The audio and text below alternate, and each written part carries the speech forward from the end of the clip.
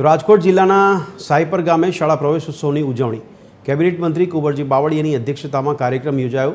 શાળામાં નવા 16 બાળકોને પ્રવેશ આપી વધાવવામાં આવ્યા। શાળામાં શિક્ષણ માટે તમામ આધુનિક સુવિધાઓ ઉપલબ્ધ। બાળકો અને વાલીઓમાં શિક્ષણ પ્રત્યેનો અનેરો ઉત્સાહ।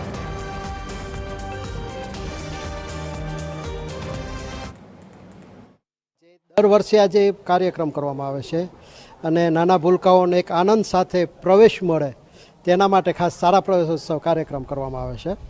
સાહેબ વાત કરીએ જે સાયપર ગામ છે એની વસ્તી કેટલી છે તમારી શાળામાં કેટલી સંખ્યા છે?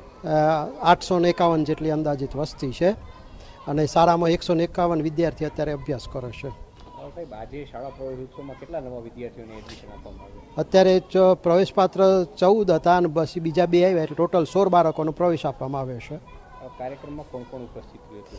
કાર્યક્રમમાં કુંવરજીભાઈ બાવળિયા મંત્રી, કેબિનેટ મંત્રી શ્રી, જિલ્લા પંચાયતના પ્રમુખ શ્રી, બેડલાના સરપંચ શ્રી તેમજ અન્ય મંચસ્થ મહેમાનો પણ હતા। શાળા પ્રવેશોત્સવની આજથી ઉજવણી થઈ રહી છે ત્યારે રાજકોટ ગ્રામ્ય વિસ્તારમાં પણ મંત્રી કુંવરજીભાઈ બાવળિયાના હસ્તે આજે શાળા પ્રવેશોત્સવની શરૂઆત થઈ ચૂકી છે। ત્યારે આપણી સાથે મંત્રી કુંવરજીભાઈ બાવળિયા છે, તેમની પાસેથી જાણવાનો પ્રયાસ કરીશું કઈ રીતના આખી ઉજવણીની શરૂઆત થઈ છે। TV 13માં આપનું સ્વાગત છે। કઈ રીતના શાળા પ્રવેશોત્સવની ઉજવણી થઈ છે? શાળા પ્રવેશ ઉત્સવ 2026ની અને કન્યા કેળવણી મહોત્સવની આજથી આખા ગુજરાતની અંદર શરૂઆત થઈ છે। રાજકોટ જિલ્લાના ગ્રામ્ય વિસ્તારના એમાં સાયપર પ્રાથમિક શાળામાં આજે હું શાળા પ્રવેશ ઉત્સવમાં મારા જિલ્લા પંચાયતના માન્ય પ્રમુખશ્રી અને પદાધિકારીઓ અને આ ગામના સરપંચ સહિતની ઉપસ્થિતિમાં અમે આ શાળા પ્રવેશ ઉત્સવનો કાર્યક્રમ પ્રથમ શાળાની બાળાઓએ સરસ મજાનું સાંસ્કૃતિક ગાન રજૂ કરીને એની શરૂઆત કરી। નાના ભૂલકાઓને અમે પ્રવેશ માટેની નાની મોટી કીટ આપીને એને ખુશી ગુલાબનું પુષ્પ આપી એનું સ્વાગત કરી સન્માન કરીને પ્રવેશની પ્રક્રિયા કરી।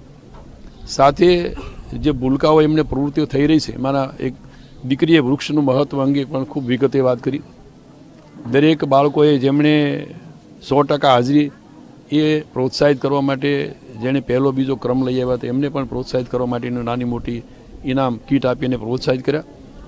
શાળામાં ખૂબ સુંદર વાતાવરણ, લગભગ નાનકડું ગામ, 850 જેટલી વસ્તી અને 151 જેટલા બાળકો હતા અને બાકીના અમે 17 જેટલા બાળકોના આજે પ્રવેશ અપાયો એવું આ સાયપર ગામના સરપંચ અને ગામના સૌની ઉપસ્થિતિમાં ખાસ કરીને બહેનોની ખૂબ સારી એવી સંખ્યામાં આજે આ શાળા પ્રવેશોત્સવની સાયપર ગામથી અમે શરૂઆત કરી।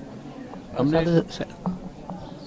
ખુશીની વાત તો એ છે કે આ નાનકડા ગામની અંદર પણ જે પ્રવેશ લેતા બાળકો અને જે અભ્યાસ કરતા બાળકો એના ચહેરાઓ પર ખૂબ ખુશીનો આજનો દિવસ અમને જોવા મળ્યો। વડાપ્રધાને 2003થી શરૂઆત કરી હતી, કેવો સતત રેશિયો જોવા મળી રહ્યો છે?